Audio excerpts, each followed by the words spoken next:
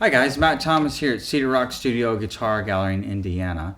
And today I've got a 2023 Taran Tirga Mhor on my lap. Now this one is the first one I've seen that is not a cutaway. Now this is kind of based off of the triple O, so it's a little longer from heel to tail, but it is a 12 fretter. And just about all of them that I've seen are also fan fret. But this is a reduced fan. Now we'll get into that. Now it features a master grade Italian Spruce top.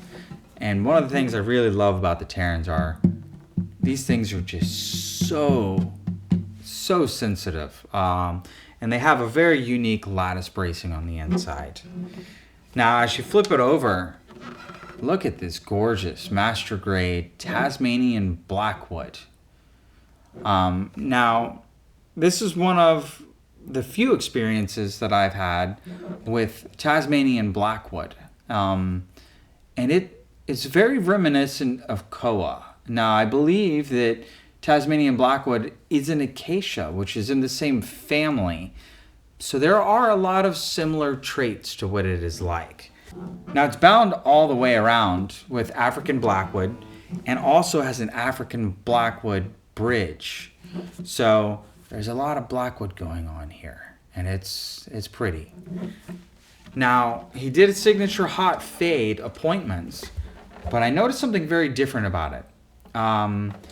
This is actually a Clara walnut arm bevel here with the hot sand fade, and same thing with the rosette with the same little twist configuration that he's done with the hot sand fade. But also you have the Clara head cap up here that has the hot sand fade and the back. Now as I spin it around here, check out this lovely Wingate neck.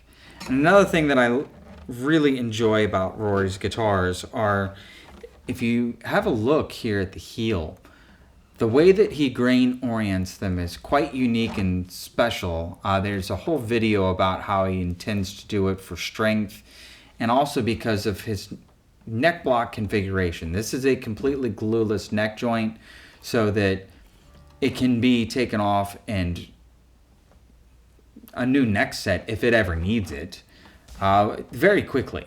But the end of the tenon actually has a dovetail. So as it reinserts in, it pulls the fingerboard even tighter against the top of the upper bout there. But don't take my word for it. Go watch his video on it. It's really cool and informative.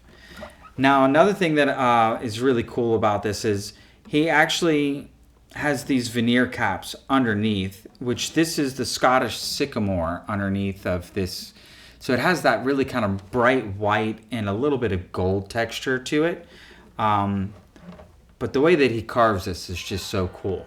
Another thing that I should mention that is quite unique about the Tarans is it's got a negative taper neck. So it actually is thicker here than the depth up here. So it actually gets thinner as you get up the neck, which is really lovely because if you like to wrap your thumb here, the big C shape really cradles into your hand, and the nature as you get up here is to want to put your thumb back here so you can play the upper frets, and it gets flatter as you get to this upper part from about 5th fret up to 12th fret.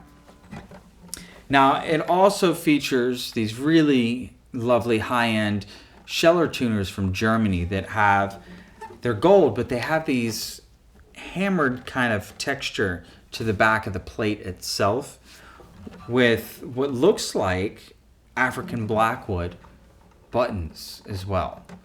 So again, back to the Blackwood theme all over. Now another thing I want to mention that I really love about Rory's guitars is these gold pipe inlays for your side fret markers. And at the 12th fret here, he doubled up on the gold. So it's got gold in the center of the gold pipe as well to really make it pop. Now it also features them underneath of, or in between the 6th and 5th string all the way up the neck here. Now like I said before, it's a slight fan fret. It's not as as dramatic as some of the other Tirga Mhors. This actually has a 25.6 or 25.59.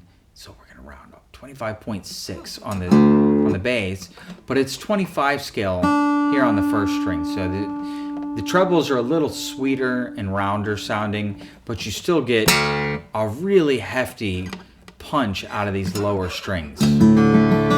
But what I find about this minimal fan is you hardly notice it on the fingerboard here whatsoever. It seems as though that parallel may be about 5th fret, so the majority of the fan actually happens in this direction.